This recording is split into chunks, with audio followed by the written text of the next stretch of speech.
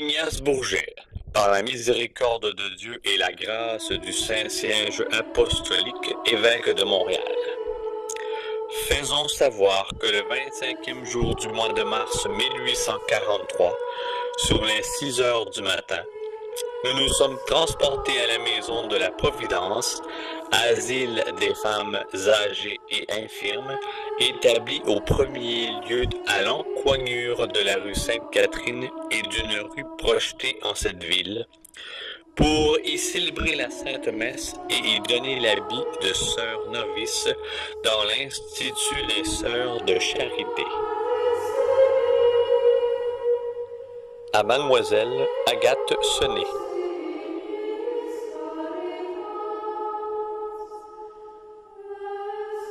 Émilie Caron.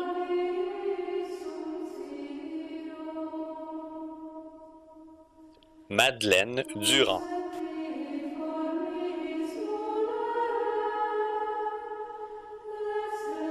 Justine Michon.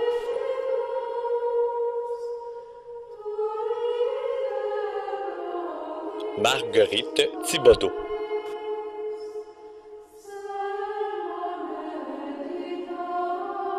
Et Victoire Larocque.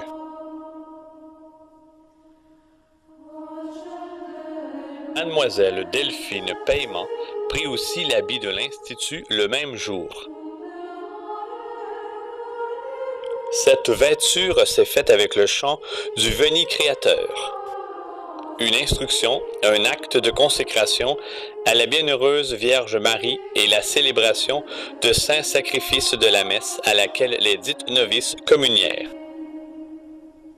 Monsieur Quiblier, il n'y a pas de maîtresse des novices. Je vais prier la Sainte Vierge de vouloir bien se charger, la première de ce charitable office.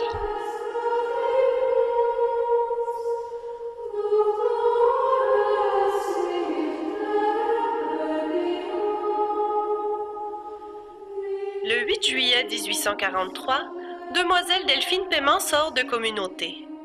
Cette sortie fit tant d'impression sur Madame Gamelin qu'elle se sentit comme frappée par la pensée qu'elle devait remplacer la 7e novice qui avait laissé le noviciat.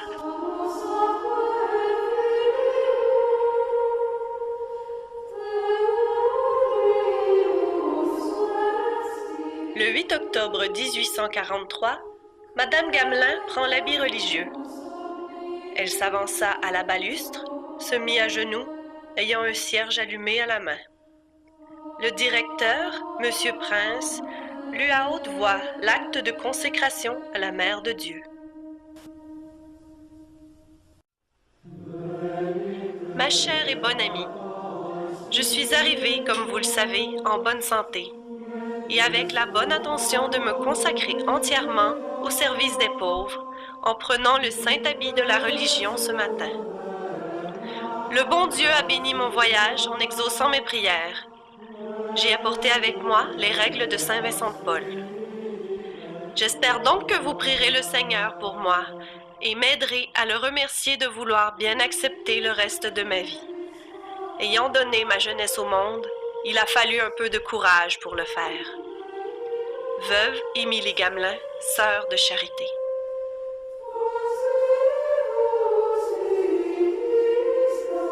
Votre lettre du 25 mars m'a rappelé des souvenirs pénétrants. Je pense en effet que le jour le plus cruel de ma vie fut celui où je vous donnai le saint habit.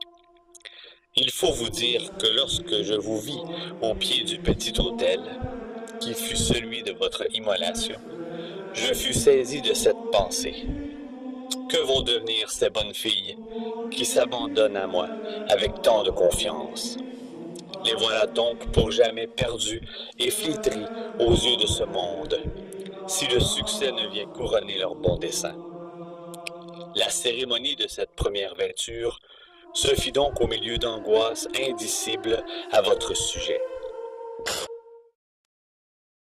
Aussi, le vœu le plus ardent que mon cœur puisse former pour vous toutes est que vous n'oubliez jamais votre origine.